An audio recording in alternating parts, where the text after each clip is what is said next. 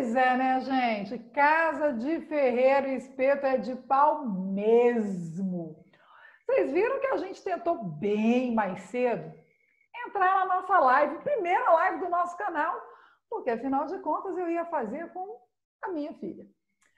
Mas não deu. Não, tudo bem, vai. Vamos fazer o método tradicional que a gente vem fazendo sempre, que é gravado.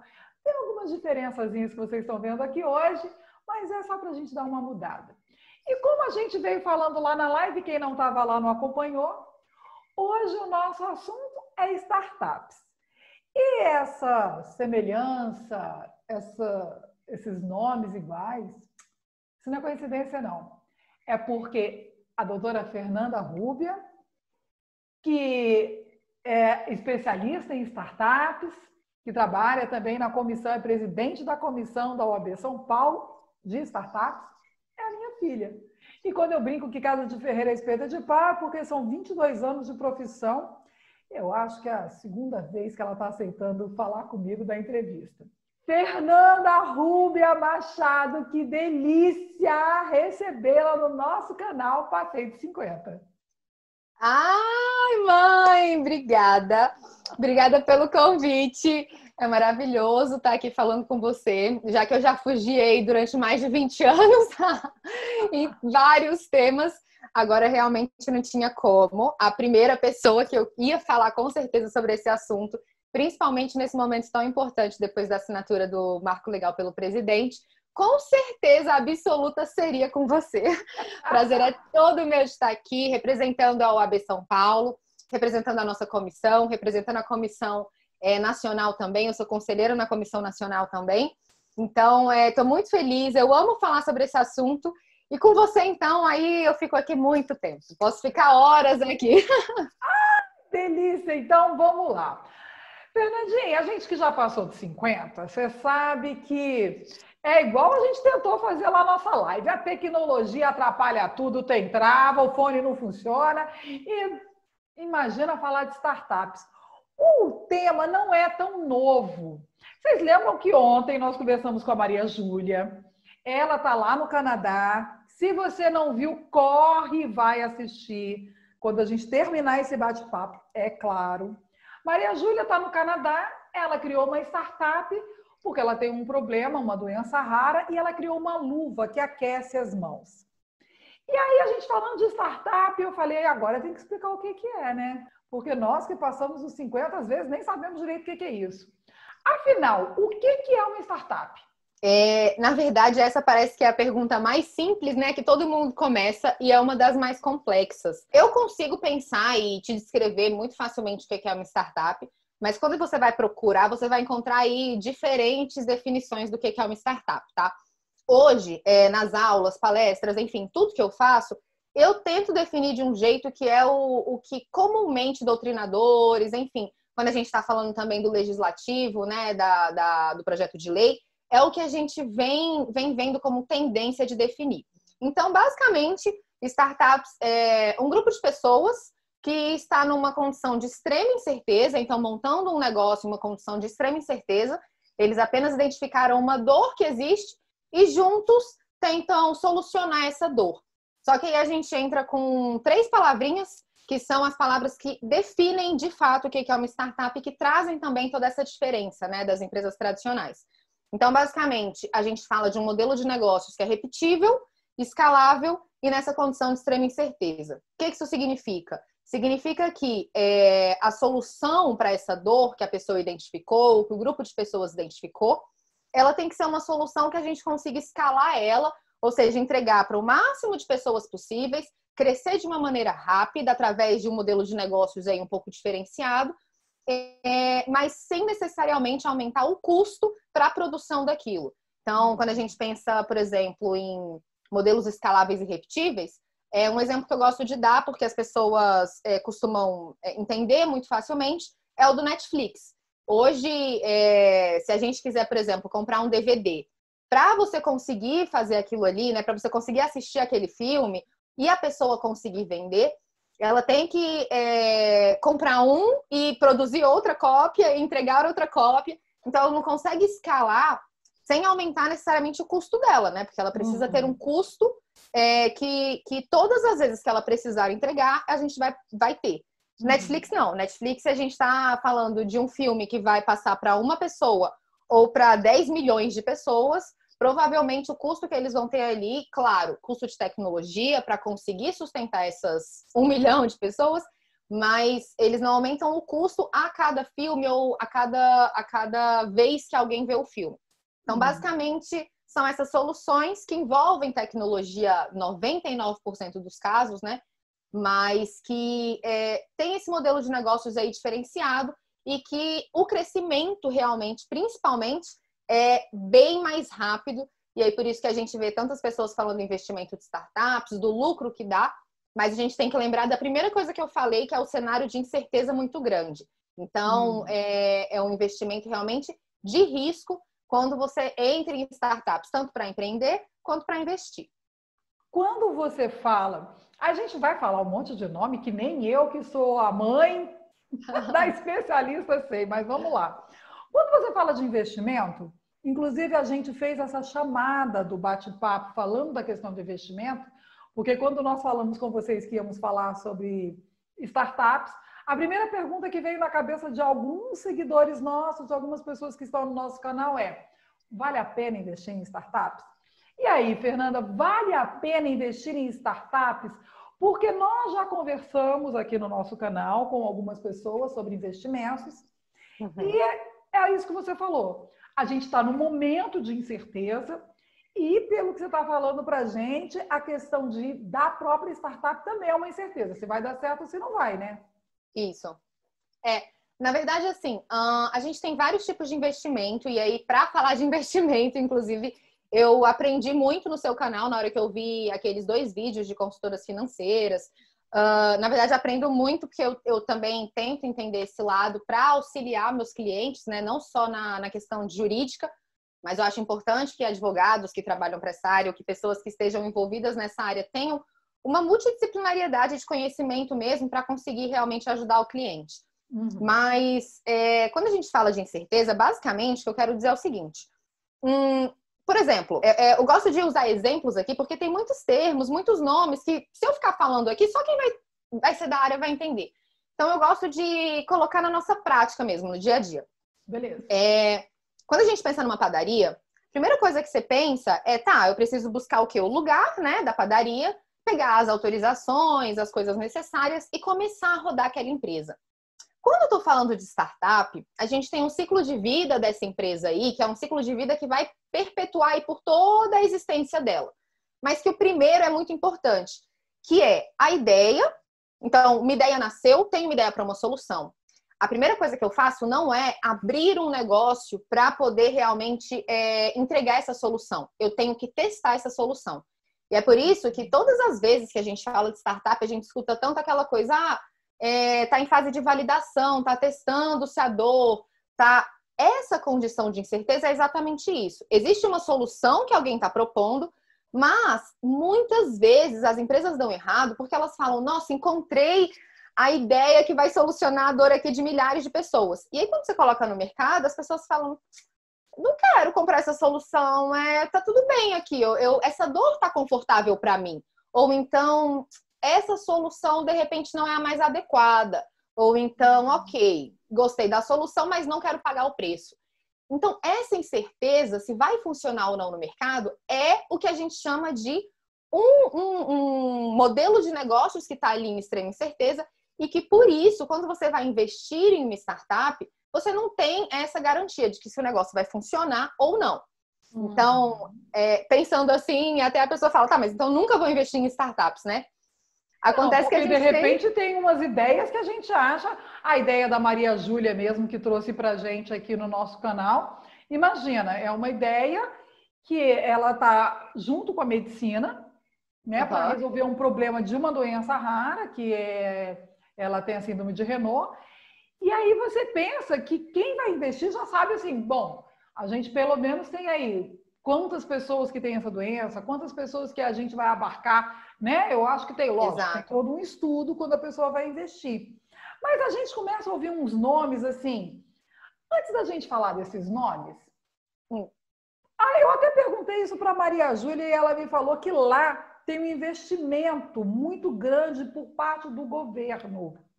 E Tá. agora, recentemente, a gente viu que teve a assinatura do presidente da República com questão de investimentos em startups.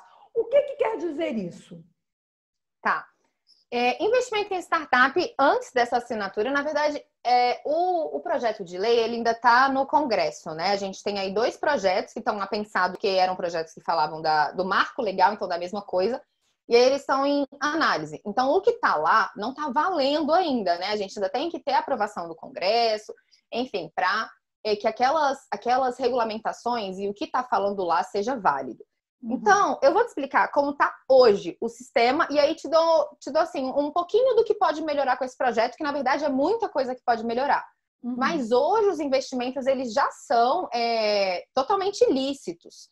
Investir em uma startup a gente consegue através de contratos e aí envolve a parte jurídica, fazer com que seja um investimento totalmente lícito. Só que a gente tem algumas questões que não são tão favoráveis para o investidor, porque hoje ele pode, de repente, quando ele entra na empresa, assumir um papel de sócio ali, não apenas de investidor levando dinheiro. E aí, com esse papel de sócio, ele pode ter algumas consequências, né? A gente sabe que se uma empresa vier à falência, por exemplo, ou tiver débitos para pagar, todos os sócios podem ser envolvidos de alguma forma, pelo menos no montante ali de quanto tem na empresa. Então, o investidor, ele pode correr esse risco também. E aí é importante que a gente tenha legislações que o reconheçam como investidor e não como sócio, e que realmente trabalhem em cima de impostos, que é daquele dinheiro recebido. Porque não adianta nada a gente falar, vamos tratar aqui como um investimento comum e ter uma tributação comum em cima desse investimento, porque a startup, ela geralmente não tem recursos no começo para realmente desenvolver essa ideia. Então, ela está ali testando, ela tem os primeiros usuários, ela vê se os usuários compram realmente a solução que ela está oferecendo, e aí com essa validação, ou seja, o mercado comprou, temos gente que está aceitando, beleza, vamos desenvolvendo mais. E aí chega um momento que elas precisam desse investidor para conseguir escalar o negócio. Então, para conseguir fazer com que através dessa solução, que hoje atinge pela validação um número específico de pessoas, chegue ao mundo todo. Então, se a gente usar o exemplo da Maria Júlia de ontem, né, que ela falou aqui no canal, a luva dela que ela desenvolveu tem um custo muito maior hoje, porque você até comentou isso com ela ontem que eu assisti, porque é para uma pessoa, né, ela está desenvolvendo a tecnologia. A partir do momento que a gente já tem aquela tecnologia, para replicar essa tecnologia e fazer em um número muito maior, a gente consegue valores extraordinariamente mais baratos. Porque o material vai ficar mais barato, a gente consegue um fornecimento da tecnologia, do chip. A tecnologia já foi desenvolvida, então uma pessoa só não está pagando por ela, é um conjunto de pessoas que estão comprando aquilo. Isso. Então, os investimentos em startup acontecem majoritariamente para conseguir escalar aquele negócio que já foi testado viável. Então, geralmente a gente não tem muito investimento aí no começo de terceiros. Inclusive, na parte de investimentos, a gente tem alguns investimentos que a gente chama, um deles a gente chama em inglês, que é Friends and Family, que são amigos e família, que é aquele investimento ali inicial de, cara, acreditei em você, gostei do seu negócio, vou colocar dinheiro para ver se vai. E aí entra, né, esses investimentos, tem vários tipos, tem uns menores que vão até mais ou menos 500 mil, tem uns que a gente já entra em vendas maiores, que são Venture Capitals, que aí são investimentos de milhões. A gente está falando aí acima de 1 milhão para um Série A, por exemplo, acima de 20 milhões. Nossa. E o bom, são valores bem altos. E o bom desse investimento é que uma startup, por esse ciclo que eu te falei de vida, como ela testa as ideias muito rápido, ela aprende muito rápido. Então, ela vai se adequando. E aí, o crescimento dela é infinitamente mais rápido do que uma empresa tradicional. A gente fala aí que se em 5 anos uma startup realmente não estiver bem tracionada, já ganhando realmente um dinheiro que ela consiga se impor e entrar numa rodada aí boa de investimentos, ela tem que pivotar ou, no nosso linguajar comum, ela tem que mudar de ideia porque aquela ali se provou já inviável. É o pivotar, já estamos aprendendo, vamos lá. Olha a primeira dica. Agora, Nanda, o que é essa coisa de investidor anjo, né? Deve ser uma pessoa muito boa que quer investir no seu negócio. O que é o investidor anjo? Gente, que delícia! Você está tomando aí um vinhozinho, é? Estou! Gente. Você sabe que a gente já Olha, teve outros convidados aqui que fizeram isso. O bate-papo é tão bom, né? não, é uma delícia, é uma delícia. Não, e para falar a verdade, quando a live não foi, né? Quando a gente estava tendo aqueles problemas na live, eu falei, gente, eu não ia tomar, mas agora eu vou, porque eu fiquei irritada, tava nervosíssima para falar com você. Porque a gente se conhece pouco, né, gente? Aí a pessoa fica nervosa quando vai conversar assim. Mas conta pra gente, o que é um investidor anjo? Bom, como eu falei, a gente tem alguns tipos de investimento, né? Um desses investimentos é o investidor anjo. E aí as pessoas já devem ter visto eles em algumas figuras aí.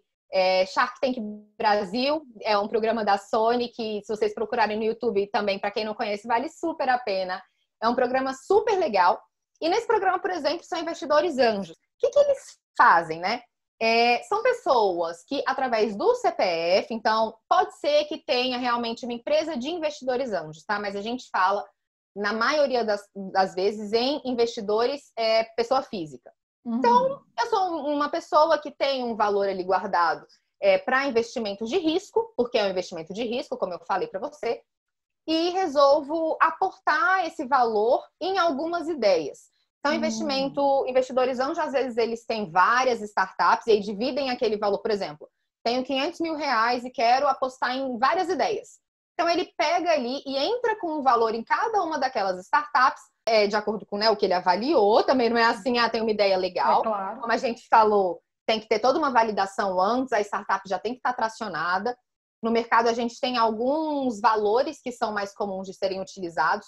Então, para quem quer ter uma noção, que é bom a gente falar da prática, né? Da vida real, o que acontece. O Roberto Justo seria um investidor anjo? Olha, a gente vê sempre ele investindo em novas ideias, ou seja, em startups, né? Essas coisas para validar e tal. E aí eu estava fazendo as minhas pesquisas, e aí eu fiquei com essa dúvida. Eu falei, será que ele é um investidor anjo? Ele é um investidor anjo, não pelos investimentos só que ele faz, porque ele tem outros tipos de investimento também. Mas, como eu falei, o investidor é aquele que quer colocar um pouco do dinheiro dele para conseguir alavancar aquela empresa. Mas uma característica muito legal que a gente tem do investimento anjo é que, assim, eles mesmos costumam falar isso, se for por dinheiro, existe banco. E existe bancos aí que, principalmente agora com a regulamentação das fintechs, né, que a gente consegue bons valores, né, com juros mais baixos através delas. Mas qual que é o diferencial do investidor anjo? É todo o conhecimento que ele tem por trás. Então, quando a gente fala de investimento anjo, a gente está falando de smart money, que é um dinheiro inteligente. E isso significa o investidor trazer com ele todo o conhecimento que ele tem, de repente, do mercado, de marketing, de comercial, de estratégias, mas principalmente do networking dele. O networking é uma coisa que abre muitas portas, não só para startups, né, que para quem não está acostumado com o termo, todo esse pessoal, as pessoas que eu conheço que estão envolvidas no ecossistema, pessoas que podem me ajudar a alavancar. Então, um exemplo muito claro disso, por exemplo, é que no Shark Tank a gente tem o João Apolinário, que é o dono da Polishop.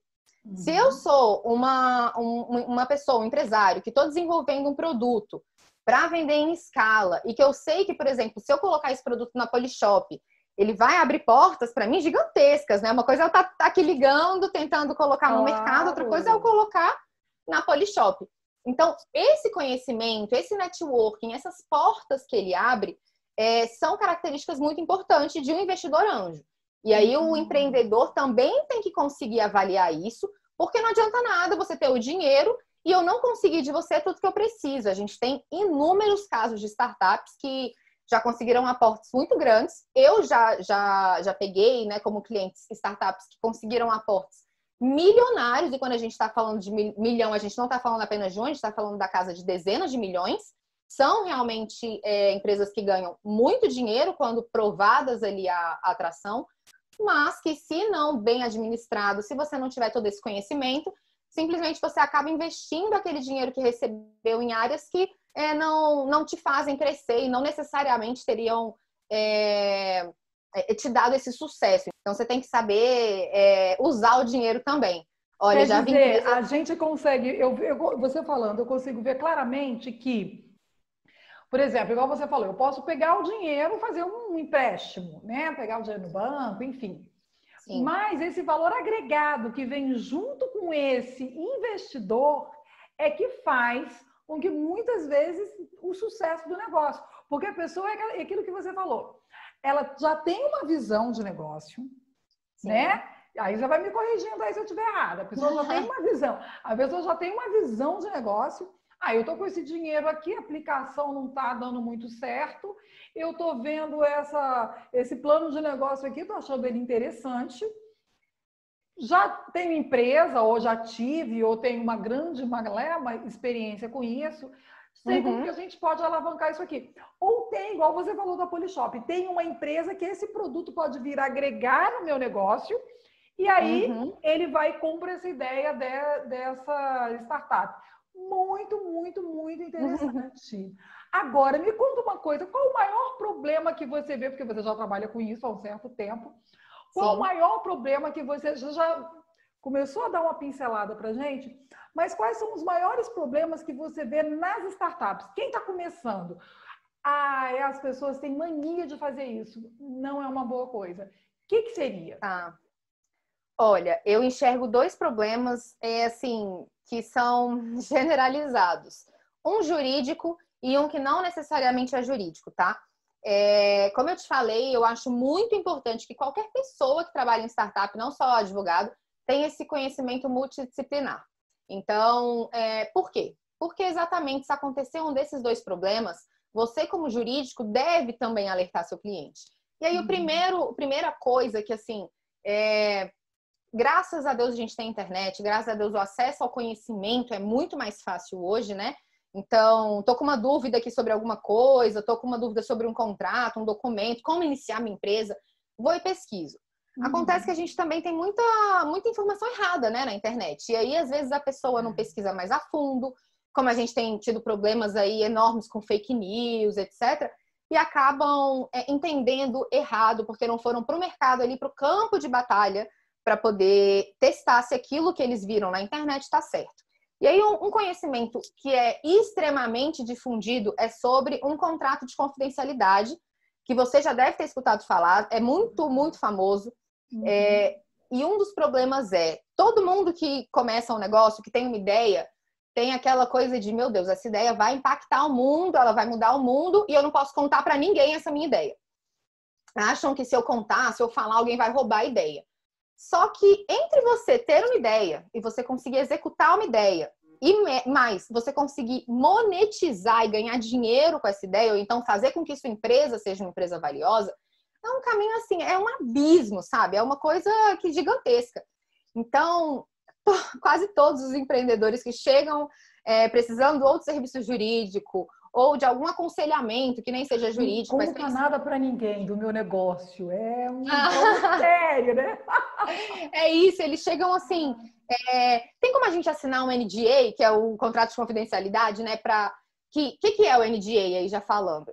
É um contrato que basicamente estabelece uma multa se você falar aquela ideia, tá? Se você deixar vazar aquelas informações, não só a Sei. ideia. Só que aí eles chegam falando, para eu te contar a ideia, eu preciso assinar o NDA, porque eu li que se você falar a minha ideia... E aí você fica, olha, essa é uma atitude muito de iniciante, assim. Hoje a gente eu já falo isso abertamente, eu falo, não façam isso. Eu já vi empreendedor perder investimento por causa disso, e não só eu, na conversa com advogados, na conversa ali com empreendedores, inclusive, que já têm alguma experiência, fala, eu cometi esse erro no começo, lá quando eu estava começando, quando eu estava tentando entender o que era esse mundo. Então, o primeiro erro que eu te falo já, e que para todo mundo que está assistindo, se tem um negócio, se pensa em investir em startups, não tente proteger só uma ideia, porque só uma ideia não vale nada. E aí tem algumas pessoas que ficam indignadas comigo. Falam, a ideia vai mudar o mundo. E eu acredito que vá. É Só porque que... dá uma afugentada nos investidores, é? exatamente. Na verdade, não é que dá uma afugentada, é porque é uma atitude muito, muito mesmo de iniciante. Porque assim, você imagina que o investidor, ele escuta muitos pitches, que são a ideia do negócio ali rapidinho. Então, ele escuta muitas ideias, Se ele assinar um contrato com você, falando que ele não pode, de repente, entrar em outro negócio que tem a mesma ideia, ou investir em uma empresa que teve aquela mesma ideia, eu, como investidor, qual que é o meu objetivo? É ganhar dinheiro. O investidor, ele entra na startup visando o exit, que é a hora que ele vai sair com o dinheiro. Então, é claro, o objetivo do investidor ali, ele está colocando aquele dinheiro para ele ter um lucro em cima daquilo de pelo menos 4 vezes mais, a gente costuma falar, quando a gente está falando de startup.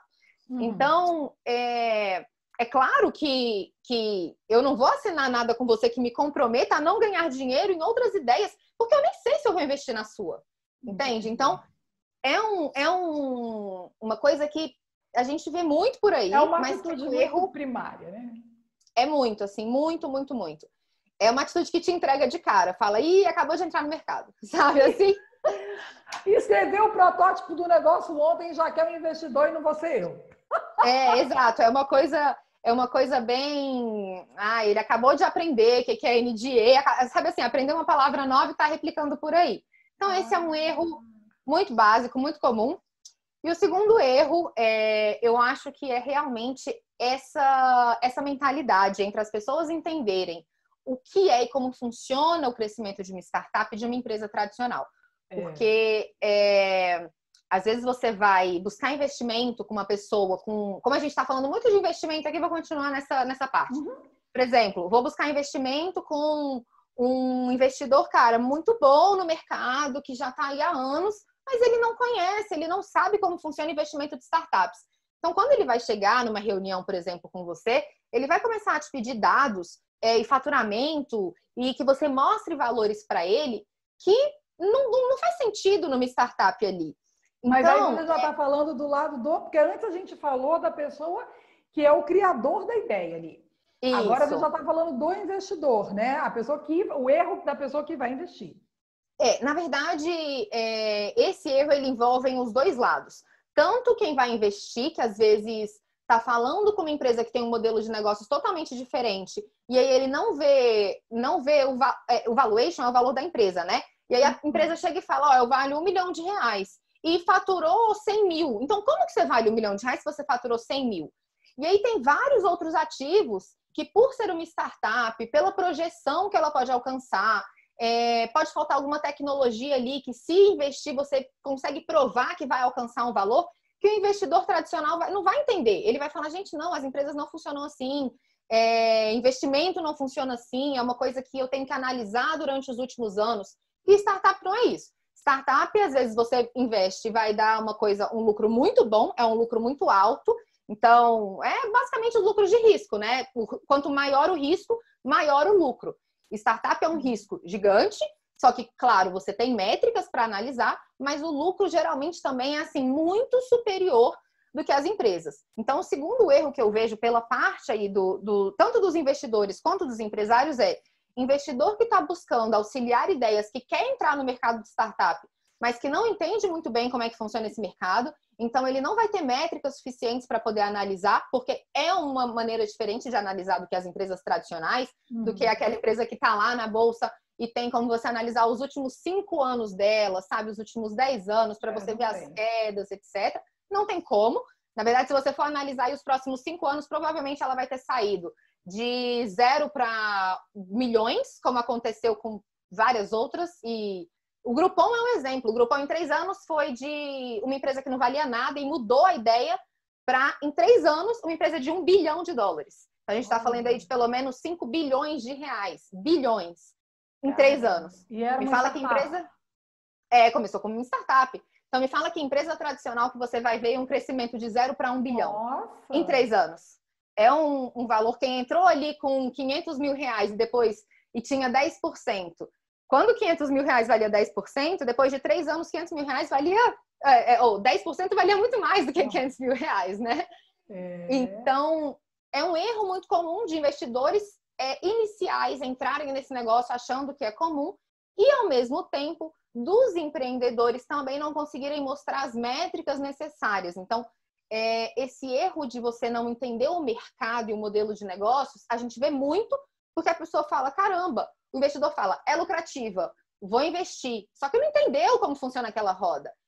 E o empresário está aqui falando, beleza, eu consigo investimento porque eu consigo mostrar que é lucrativo, mas também não entendeu o que ele precisa mostrar, como que funciona a avaliação, como se faz uma conta.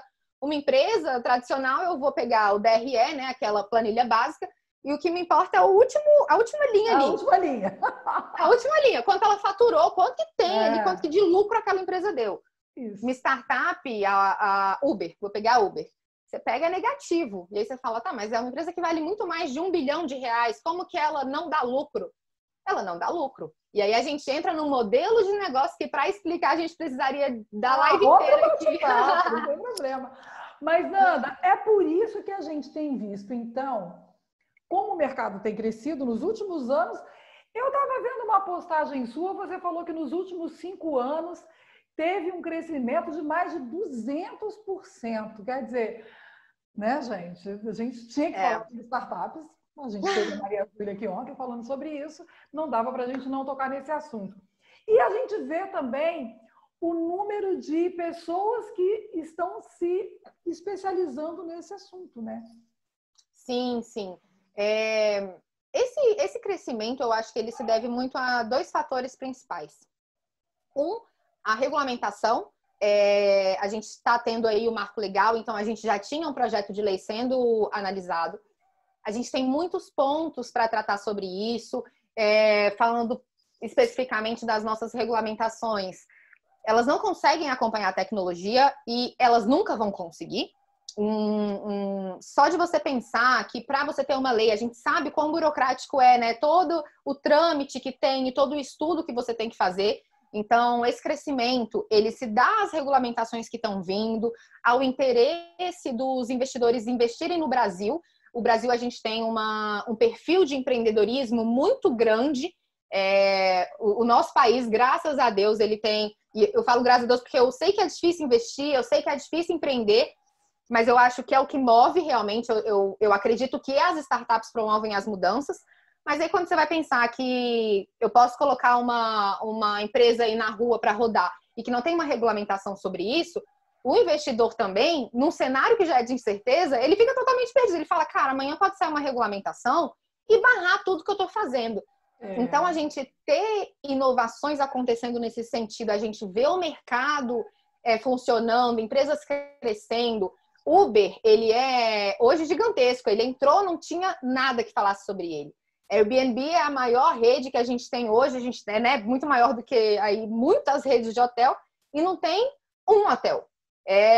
Então, o modelo de negócios mudou, as pessoas estão conseguindo enxergar isso, e aí com essas melhoras a sociedade vai aceitando mais. A gente teve a briga, famosa briga dos taxistas com os motoristas de Uber, e hoje está diferente, as pessoas vão aceitando, os taxistas migraram, viram que eles também conseguem ganhar dinheiro. Então, todo esse processo de aceitação e de entendimento que as coisas evoluem e que a tecnologia pode auxiliar, aumentou muito. E fora isso, o Brasil é um dos principais países que está aí na mira dos investidores estrangeiros. Então, a gente tem muito, muito, muito investimento. 2020 estava sendo um ano muito cotado para ser o maior ano, assim, o melhor ano de investimento no Brasil, o que acelera muito a nossa economia. Então, é muito positivo para todos. A partir do momento que a gente tem empresas que estão ganhando bem, elas estão dando emprego, né? Elas estão gerando emprego, elas estão fazendo com que o dinheiro vá para a mão de outras pessoas. Então, a economia é muito beneficiada disso. A gente tem startups aí como a Singu, por exemplo. Acho que a Singu não tem em Brasília, mas já tem em São Paulo, Rio de Janeiro. E eu vi uma notícia hoje, inclusive. A Singu é uma plataforma que leva profissionais da beleza até você. Então, vai para na sua casa fazer... Profissionais vão fazer unha, massagem. Hoje eu vi uma matéria de que uma massagista da Singu, no mês passado, ela lucrou R$7 mil. Então, assim, quando você teria oportunidade no mercado de uma profissão que é maravilhosa, né? Assim como todas as outras, mas que infelizmente não é tão valorizada, não ganha tanto assim, ganhando R$7 mil em um mês através de uma plataforma de tecnologia. Então, esse aumento, ele vem pela regulamentação, pelo mercado aceitando, pelas pessoas querendo que aconteça isso, porque é benéfico para todos os lados, para o Estado, para tudo. E agora a gente viu isso, né? E é o que a gente fala aqui no canal. Conhecimento é tudo.